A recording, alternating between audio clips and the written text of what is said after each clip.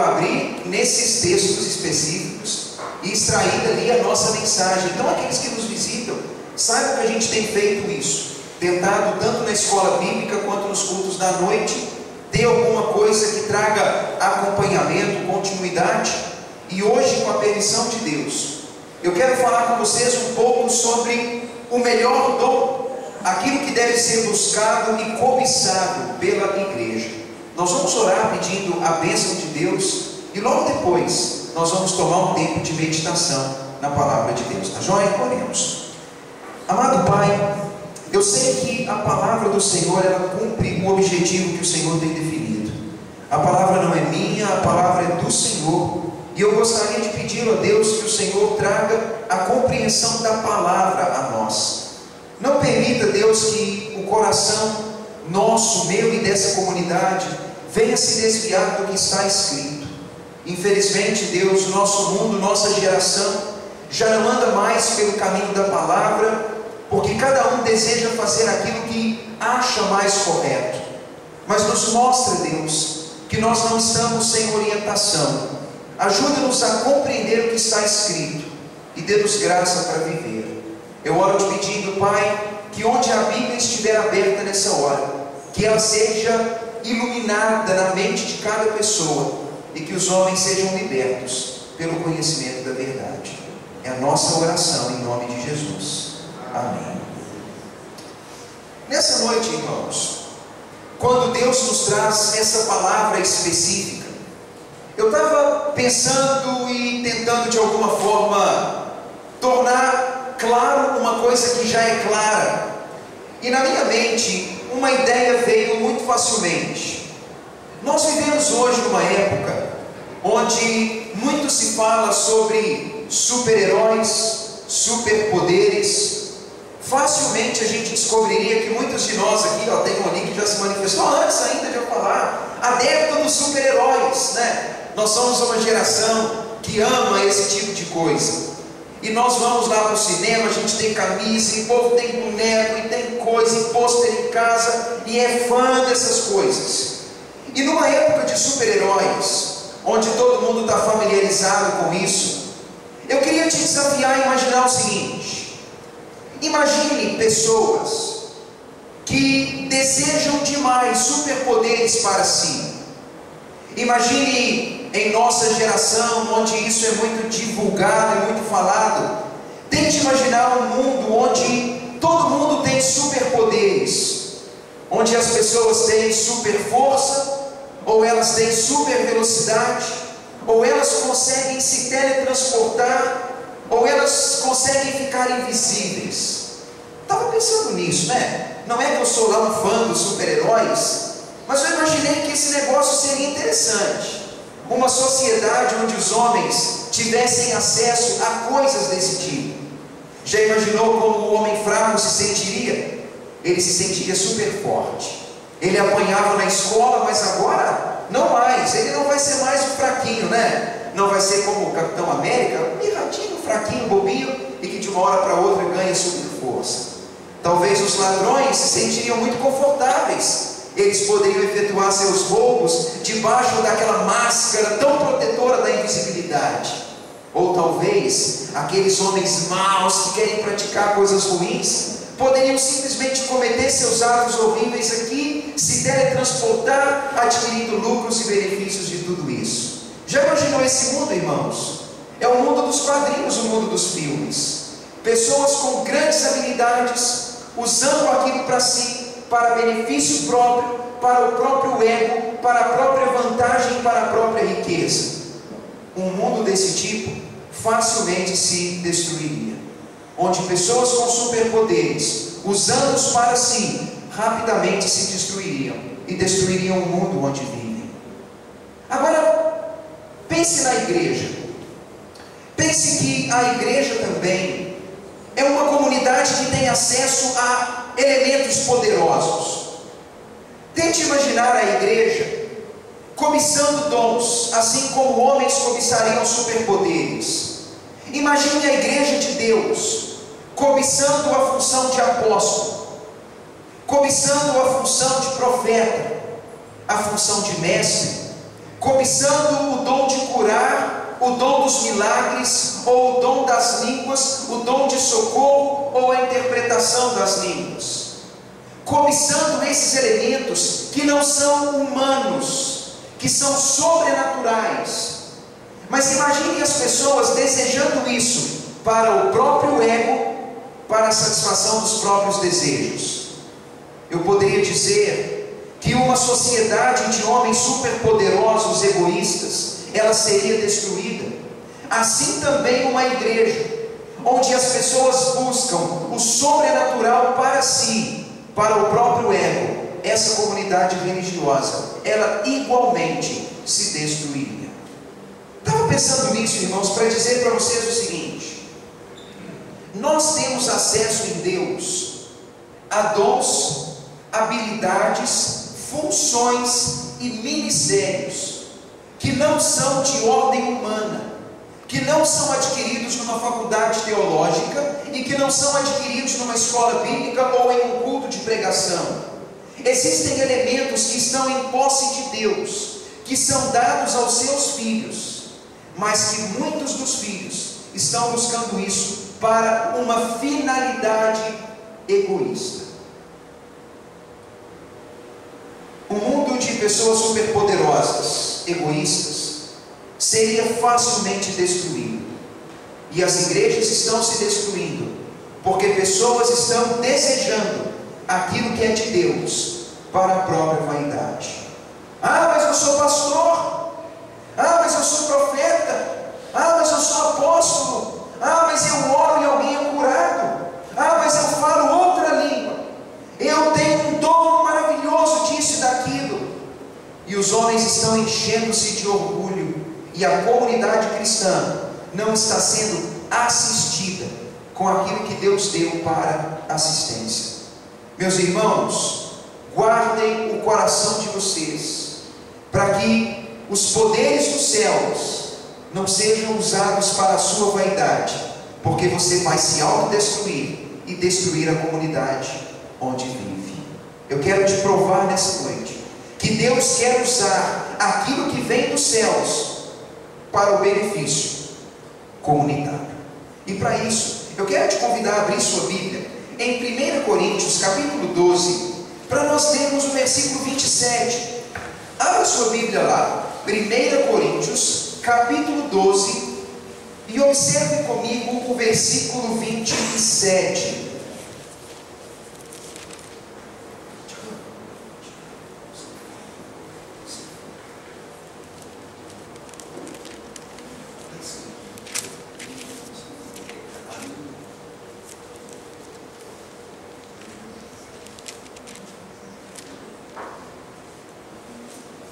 Coríntios, capítulo 12, versículo 27.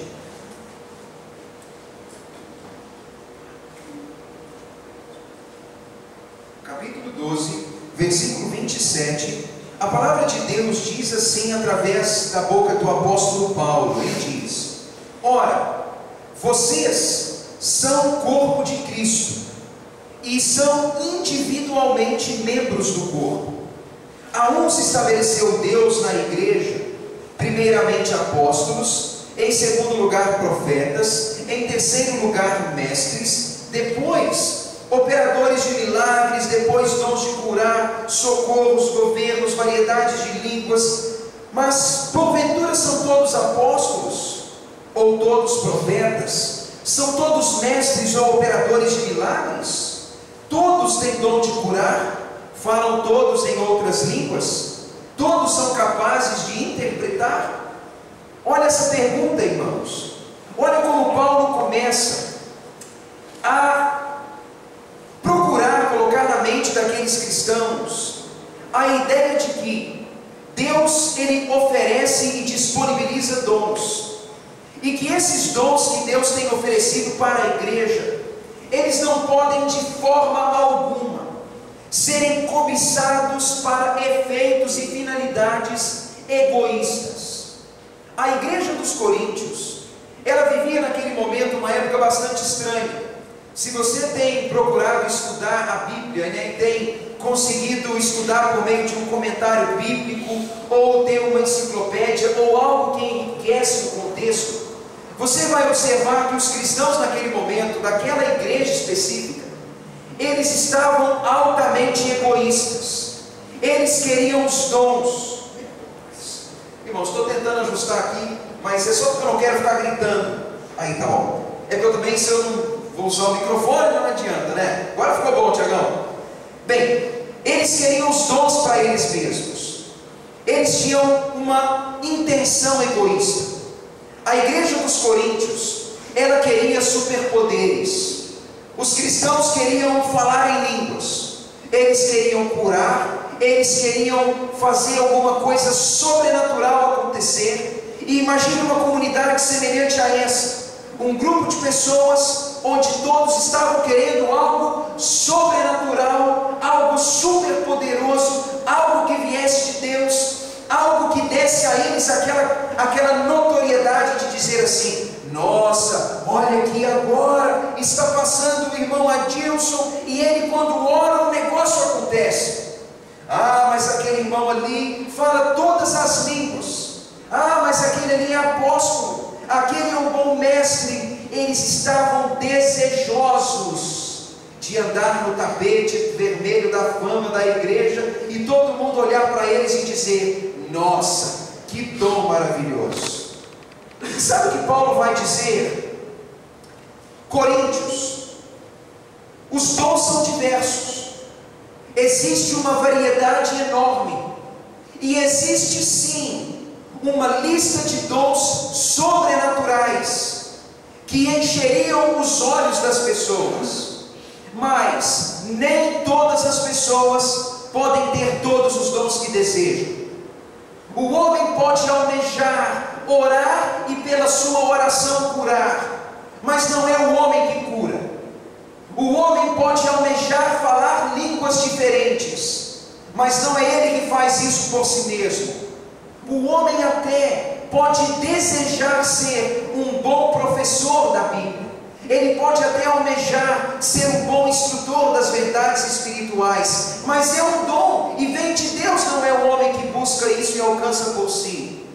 O apóstolo Paulo vai dizer: existem dons visualmente desejáveis, mas eles são dons que vêm de Deus, e Deus os dá visando um fim proveitoso. Sabe, irmãos, nem todo mundo pode ser pastor, nem todo mundo pode ser missionário, nem todo mundo tem o dom para cantar e ser alguém que ministra por meio da música. Talvez a pessoa deseja isso, talvez ela almeja isso.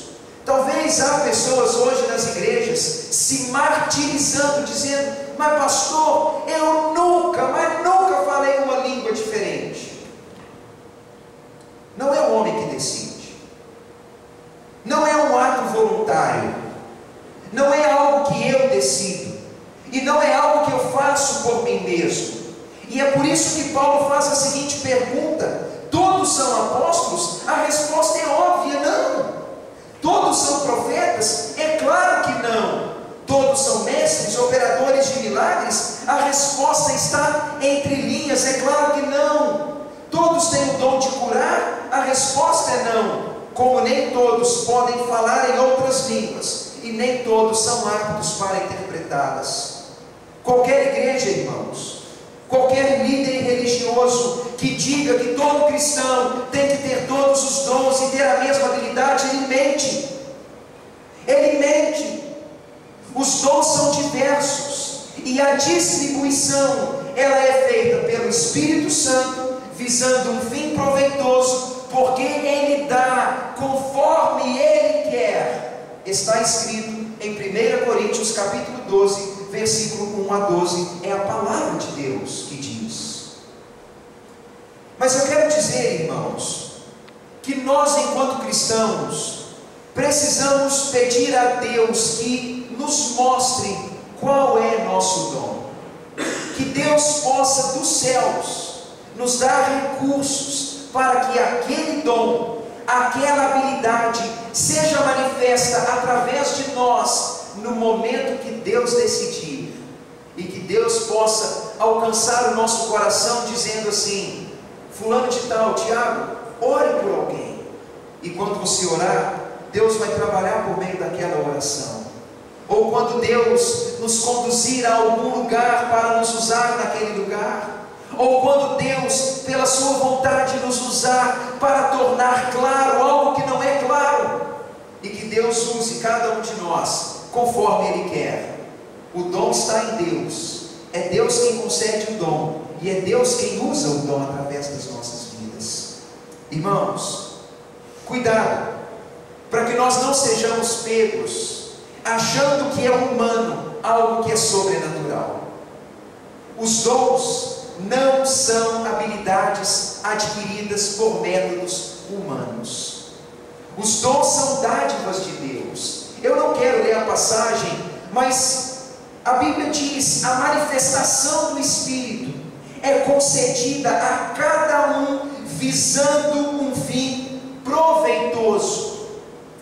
É um só o Espírito, e é Ele quem realiza todas as coisas. Ele distribui como lhe apraz a cada pessoa individualmente. O que Paulo está dizendo com esses versículos, irmãos, é que Deus, Ele tem dado a cada indivíduo uma habilidade individual para cumprir um plano específico. Irmãos, se vocês ainda não conhecem seus dons, busquem conhecer seus dons. Busquem conhecer suas aptidões e habilidades. Procure conhecer algo em que você está apto para servir. Fale com Deus, ore a Deus. Fale: Deus, eu ainda não sei qual é meu dom e habilidade. A palavra diz que o Espírito Santo concede visando um fim proveitoso. É Ele quem realiza, é Ele quem distribui, Ele é quem define o propósito, e eu quero fazer parte disso. Vá para a sua casa, ore a Deus, peça a Deus que te mostre qual o seu dom, e assim você vai poder ser ainda mais útil para a glória de Deus. Mas eu quero repetir: não busque dons para a sua vaidade. Você tem visto homens que estão subindo ao púlpito porque almejam o holofote do púlpito para falar e não tem nada para falar? Já viram isso? Gente que está lá no púlpito da igreja, mas não tem nenhuma credibilidade e não tem nenhum conhecimento para fazer aquilo. Já viu gente querendo ser o ministro de louvor da igreja que não sabe cantar? Já viu isso? Já viu gente querendo viver do ministério que não está apta para aquilo? Irmãos, tem muita gente fazendo isso, e isso é bobagem. Provavelmente são pessoas bem intencionadas e mal orientadas, ou pessoas arrogantes e egoístas, querendo estar em público para receber o louvor dos homens. Isso não cabe na igreja. Aí alguém pergunta: pastor Tiago, o que devo então desejar? Leia comigo o versículo 31. Versículo 31 diz assim: entretanto, já que nem todos podem ter os mesmos dons, procurem com zelo os melhores dons, e eu vou mostrar-vos o caminho que é ainda mais excelente. Apóstolo Paulo agora, ele começa a mostrar para cada cristão o caminho que está disponível para todos os homens. Paulo vai dizer assim: irmão, talvez você não vai ser apóstolo, talvez não vai ter o dom de profecia, talvez não vai ter a habilidade de falar em outras línguas, mas eu vou mostrar para você algo que você pode fazer e que todo cristão pode fazer. Está disponível a todos os homens. É o caminho mais excelente, é o dom mais perfeito, é aquilo que o homem deve desejar, ele deve procurar, ele deve cobiçar. Quando ele fala, procure com zelo esse dom, é como se Paulo dissesse assim: valorize ele. Para de valorizar aqueles dons magníficos, visualmente desejáveis, aqueles que colocam o homem lá no patamar de super-homem, super-crente, e comece a buscar com outros olhos aquilo que talvez não vai ser tão valorizado assim. E sabe qual é esse dom, irmãos? é o dom praticado às escondidas. É aquele dom que não é exercido no púlpito da igreja. Não é aquele dom que faz o cristão ganhar um aplauso lá no culto. Talvez ele não vai ganhar uma página, no jornalzinho da igreja, ou nem vai aparecer lá no site cristão, porque esse dom, ele é manifesto na rua, dentro de casa, lá dentro do escritório do trabalho, quando a gente está levando o dinheiro da empresa para depositar no banco.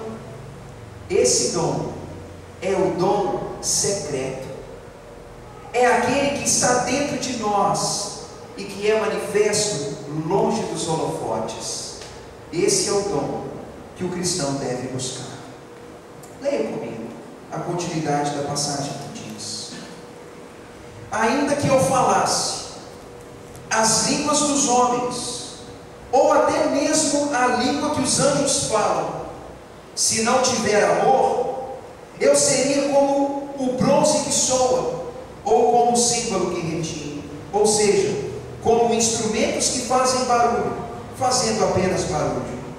Ainda que eu tenha o dom de profetizar, ainda que eu conheça todos os mistérios e toda a ciência, ainda que a minha fé seja tão grande a ponto de eu transportar os montes, sem amor, eu não sou nada. Ainda que eu distribua os meus bens entre os pobres, ainda que eu entregue o meu próprio corpo para ser queimado, sem amor, nada disso seria proveitoso. Olha essas palavras, irmãos. Tente se imaginar como se você fosse aquele cristão coríntico, recebendo essa palavra. Imagine que o seu sonho é falar em línguas, que o seu sonho é profetizar, que o seu sonho é transportar os montes, ou que você quer ser reconhecido como um homem que se sacrifica.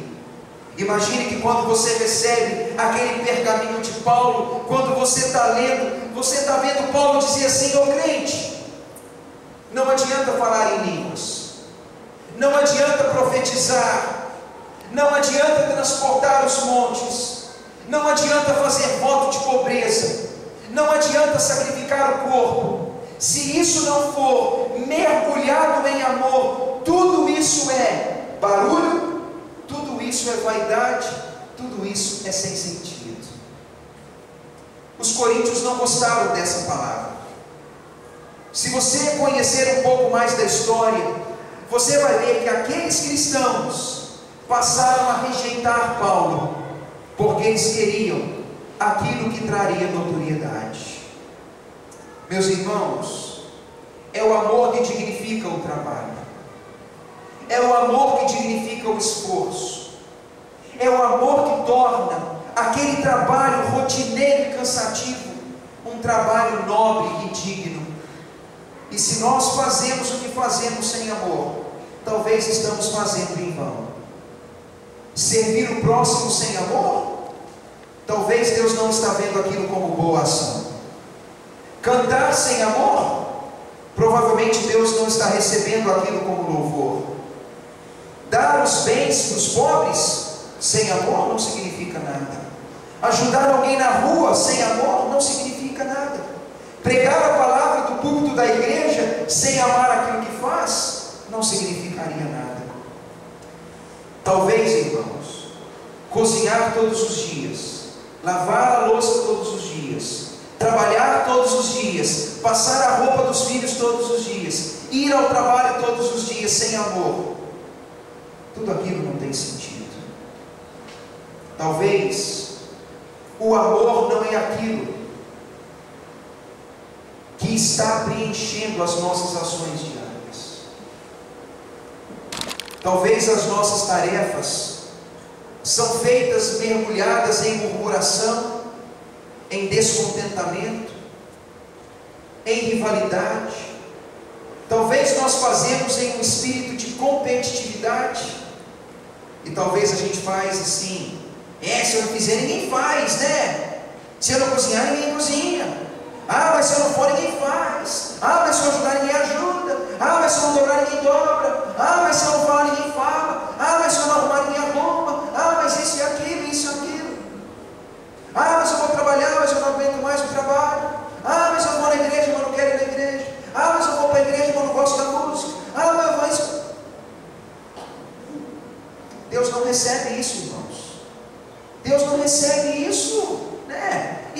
excelente, isso não é nobre, isso é, irmãos, isso é só a gente sendo a gente mesmo, né? É só você sendo você e eu sendo eu, fazendo as coisas certas com a motivação errada, fazendo tudo bonitinho, todo dia, levanta da cama cedo, dorme tarde, cumprindo todo o script, mas com a motivação errada. Aí a gente faz aquilo pensando assim: não, eu não fiz com alegria, mas eu fiz, e o importante é fazer. Aí eu te pergunto, você acha mesmo que Deus está preocupado com o que você faz, mais do que Deus está preocupado com o que você é? Você acha isso? Você acha que Deus está pensando assim: não, desde que ele lave, passe, ande, vá na igreja, cante, dê o dízimo, que ele fale de Jesus, entregue panfleto, arrume o banco da igreja? Você acha que Deus está preocupado com isso, irmãos? Mais do que com aquilo que nós somos? Se você pensou isso até hoje, passa a borracha e esquece. Deus não é um Deus de tarefas. Deus é um Deus focado no caráter. Deus é um Deus focado no que o homem é. Porque se você observar a palavra de Deus, ela vai dizer que o plano de Deus é transformar você em alguém que tenha o caráter como o caráter de Jesus. Então significa que Deus não está preocupando com o que faz, mas com aquilo que é. E Ele quer que você seja como Cristo. E Cristo não murmurava, Cristo não fazia por competição, Ele fazia tudo por amor. Igreja, faça as coisas certas, pela razão certa, porque talvez o nosso trabalho, feito pelas razões erradas, ele não tem valido aquilo que nós imaginamos que vale aos olhos do Criador. Quem sabe o nosso ano de 2020 poderia ser um ano melhor se nós pudéssemos unir ação com motivação, se nós pudéssemos unir obras com caráter, se nós pudéssemos unir tarefas domésticas como uma forma de servir e honrar as pessoas. O amor é paciente. Onde existe amor, não existe irritação e briga e grito e inimizade. O amor, ele é benigno, ele é bom na sua essência e na sua raiz. O amor não é ciumento.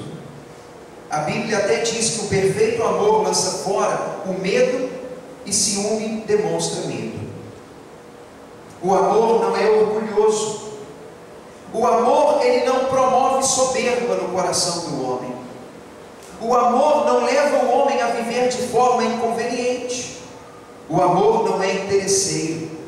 O amor, ele não é estourado, explosivo. Ele não é. O amor também não guarda mágoas. Ele não gosta da injustiça. O amor celebra a verdade. Onde existe amor, a pessoa até sofre. Ela crê, ela espera e ela é paciente. Meus irmãos, cultivem esse amor nas suas vidas. Cultivem essas virtudes na sua vida. Porque se benignidade, paciência, perdão, autocontrole, conveniência, altruísmo, serviço, se esses forem os adjetivos daquilo que nós chamamos amor, e se nós dedicarmos isso nas coisas que nós fazemos todos os dias, sabe o que vai acontecer, irmãos? O nosso amor vai constranger as pessoas ao nosso redor, e o nosso amor vai mudar o ambiente onde nós vivemos, porque briga não muda, disputa não muda, grito não muda, punição não muda, amargura não muda. A única coisa que muda um cenário de verdade é amor.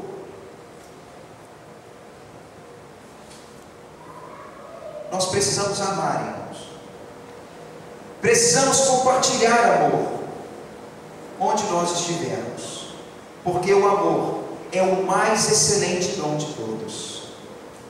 Se você nunca falar uma língua diferente, Sua oração nunca curar ninguém e transportar um monte.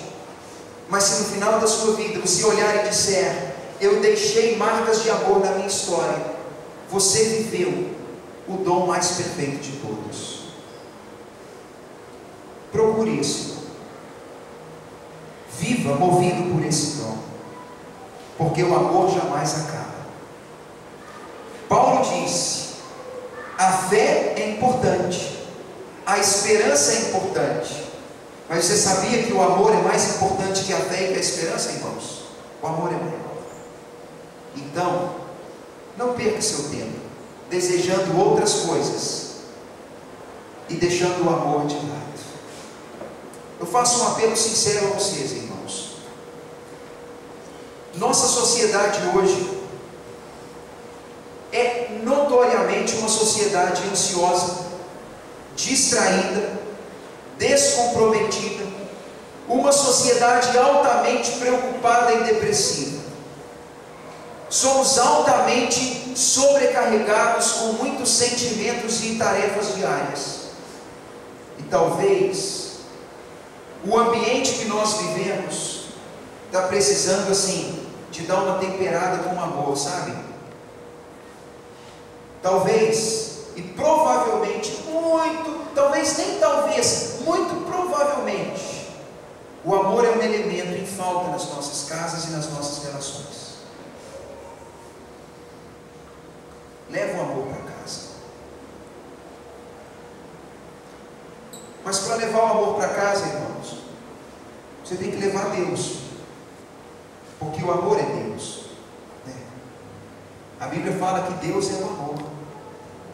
Se eu não for cheio de Deus, o amor nunca, mas nunca, vai preencher minha vida da maneira como deve. Se nós precisamos de amor, significa que precisamos de Deus em nós. E quanto mais de Deus, mais de amor vai estar aqui. E quanto mais eu externo esse amor nas minhas tarefas diárias, tanto mais eu vou modificar o ambiente que vivo, tanto mais eu vou honrar a Deus, e tanto mais, irmãos, falar em línguas vai ter valor, profetizar vai ter valor, distribuir os bens vai ter valor, transportar os montes vai ter valor, e sacrificar a própria vida vai ter valor, porque se não tiver amor, nada disso tem significado. Peça a Deus para te ajudar nisso, irmãos. Tenho falado isso porque é algo que eu quero levar para a minha vida, e é algo que você deve levar para a sua vida. Intolerância consegue lugar mais fácil, ira, discórdia consegue lugar fácil. Colocar o amor dentro do lar, dentro do trabalho e nos relacionamentos não é fácil, mas é o amor que torna tudo precioso. É o amor que dá significado para tudo. Ame as pessoas. E lembre-se, amor não é coração, amor não é buquê de rosas, amor não é um almoço, amor não é passear. Isso não é amor, irmãos. Amor é paciência, amor é benignidade, amor não é ciúme, amor não é inconveniência, amor é todos esses adjetivos que a palavra apresenta. Se você quer amar, pratique aquilo, porque apenas aquilo é amor. Fez sentido? É a palavra da salvação, irmãos.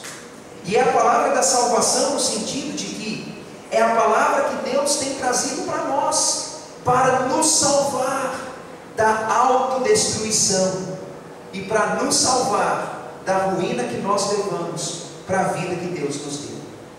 Se nós queremos a salvação dos céus, o amor é o elemento de Deus para mudar a nossa vida.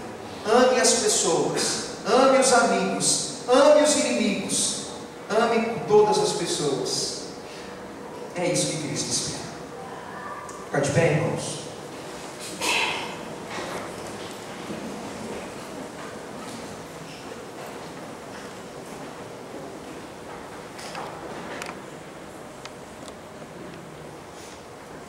Com essa palavra, eu quero orar com vocês, e nós vamos encerrar o nosso culto, pedindo que Deus nos ajude a viver essa palavra no nosso dia a dia. Precisamos amar, irmãos, precisamos amar, amar uns aos outros, amar até aqueles que não nos amam, porque esse é o amor de Deus. Eu não preciso repetir, porque todo mundo conhece. Jesus açoitado amava os que o açoitavam. Jesus pendurado na cruz amava aqueles que o pregaram. Como pode isso? E a Bíblia diz que esse é o verdadeiro amor. Se alguém assim merece o amor, o que dirá o irmão da fé? O que dirá os avós, os tios, os filhos, os irmãos? Irmãos, amem eles, amem os vizinhos, e demonstra isso. O amor vai mudar a nossa história, irmãos, e só o amor pode mudar a nossa história.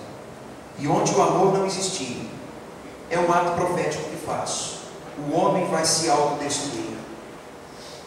Vamos orar. Oh Deus, eu te dou graças, Pai, por essa palavra. Te dou graças, Deus, porque o Senhor nos ensina que cada dom tem o seu lugar, mas que o amor merece a prioridade.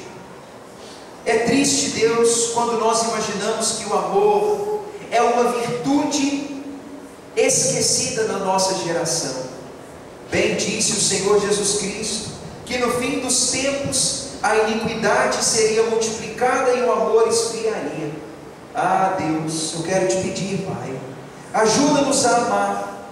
Eu acredito, Deus, que o mundo incrédulo, que o mundo perdido, ele não entende o amor. Mas eu faço essa oração pelos cristãos, pelos salvos, por aqueles que já são discípulos. Mostra a eles, Pai, que a marca do discípulo é o amor. E nos ajuda, Pai, a mergulhar a nossa vida e as nossas ações em amor, para que a intolerância, para que a amargura saiam da nossa vida.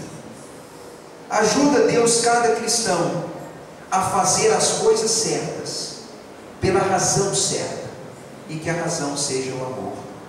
Enquanto isso, Pai, usa-nos como apóstolos, como profetas e mestres, usa-nos como operadores de milagres e curas, usa-nos para socorro governos, para línguas e interpretações conforme a tua vontade.